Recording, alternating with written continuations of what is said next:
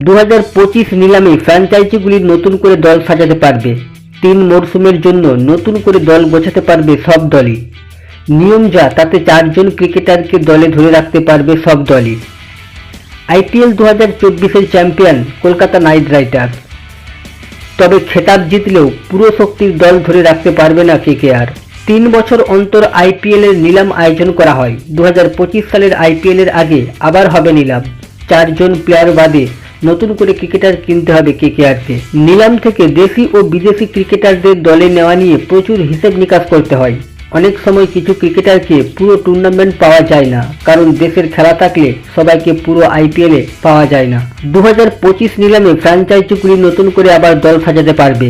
3 বছরের জন্য দল গোছাতে পারবে সব দলই। IPL এর নিয়ম অনুযায়ী 4 জন ক্রিকেটারকে ধরে রাখতে পারে সব দলই। তবে জানা যাচ্ছে নিয়ম বদলে 4-এর বদলে 6 বা 8 জন ক্রিকেটারকে পরের বারে ধরে রাখার সুযোগ পেতে পারে দলগুলি। এবার প্রশ্ন হলো, কাদের ধরে রাখবে কলকাতা নাইট রাইডার্স? কোন 4 জনের ওপর সবথেকে বেশি ভরসা রাখবে পরের মরশুমে শাহরুখের নাইট ব্রিগেড? এই তালিকায় সবার উপরে যার নাম, তিনি হলেন শ্রেয়স আইয়ার। কারণ অধিনায়ক হিসাবে এবার বেশ সফল তিনি, তাই তাকে ধরেই দল গঠনে নামবে KKR। দ্বিতীয়জন হলেন সুনীল নারিন। নারিনকে ধরে রাখার মূল কারণ হলো নারিন দেশের হয়ে আন্তর্জাতিক ক্রিকেটকে বিদায় জানিয়েছেন, তাই পুরো মরশুম নারিনের সার্ভিস পাবে KKR, যেমন এবারেও পেয়েছে।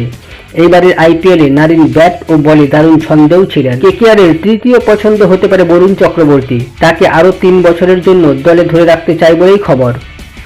বাকি একটি জায়গা নিয়ে আসল লড়াই হবে আন্দ্রে রাসেল, রিঙ্কু সিং, হর্ষিত রানা, ফিল সল্ট ও মিচেল স্টার্কের মধ্যে।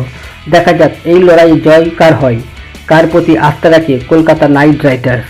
এই ধরনের নতুন নতুন আপডেট সবার আগে পেতে আমাদের চ্যানেলের সাথে জুড়ে থাকুন। ধন্যবাদ।